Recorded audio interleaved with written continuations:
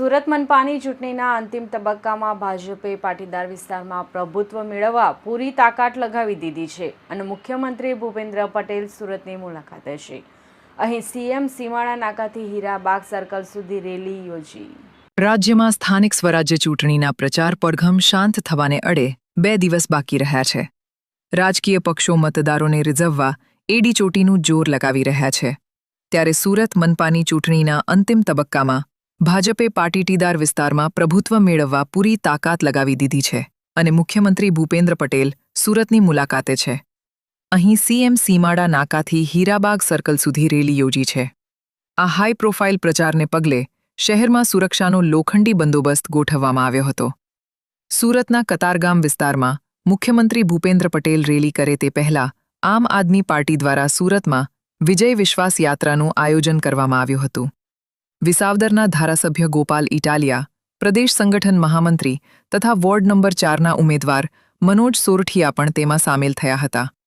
આ વિજય વિશ્વાસ યાત્રા અંકુર સ્કૂલ, આંબાતલાવડી, કતારગામ, લલિતા ચોકડી, ડભોલી, 4 રસ્તા, બાલાજી ચોકડી, હરિદર્શનનો ખાડો, Shivan Avenue, Gadavadu Circle, Suman Darshan, D Mart, Sardar Hospital, Hariom Mill, Bhaktagora Kumbhar Chowk, Dhanmora, Narayannagar, Dholakiya Garden, Hanuman Mandir, Katargam ખાતે પૂર્ણ થઈ હતી।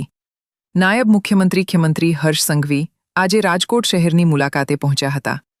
સાંજે 6 વાગે જૂના રાજકોટ વિસ્તારમાં ભવ્ય રોડ શો કર્યો હતો, જેમાં તેઓ શહેરની જૂની બજારમાં રોડ શો યોજી વેપારીઓને પણ ભાજપના સમર્થનમાં મતદાન યુવા મોરચાના મહામંત્રી ડોક્ટર ભાવિન સિરોયા, ભાજપ શહેર મહામંત્રી શ્રી કરશનભાઈ ગોંડલિયા, વોર્ડ નંબર 6ના ઉમેદવાર શ્રી દક્ષેશભાઈ માવાણી, શ્રી રમેશભાઈ બોરડ, શ્રી જયશ્રીબેન વરિયા, શ્રી કેતાબેન દેસાઈ, વોર્ડ નંબર 7ના ઉમેદવાર શ્રી ઈશ્વરભાઈ નારોલા, શ્રી રઘુભાઈ ખૂંટ, શ્રી સોનુબેન આંબલિયા, શ્રી દિવ્યાનીબેન ઠુમ્મર, વોર્ડ નંબર 8ના ઉમેદવાર શ્રી પરેશભાઈ સાકરિયા, શ્રી ભૂપેન્દ્રભાઈ રાઠોડ, શ્રી વંદાબેન ગોગારી, શ્રી માયાબેન પાટીલ, વોર્ડ નંબર 12ના ઉમેદવાર શ્રી કિશોરભાઈ મિયાણી, ચિરાગભાઈ શાવલિયા, આરતીબેન પટેલ, શ્રી હેમાક્ષીબેન ચૌહાણ, આમંત્રિત સર્વે મહાનુભાવો, પ્રેસ મીડિયાના મિત્રો,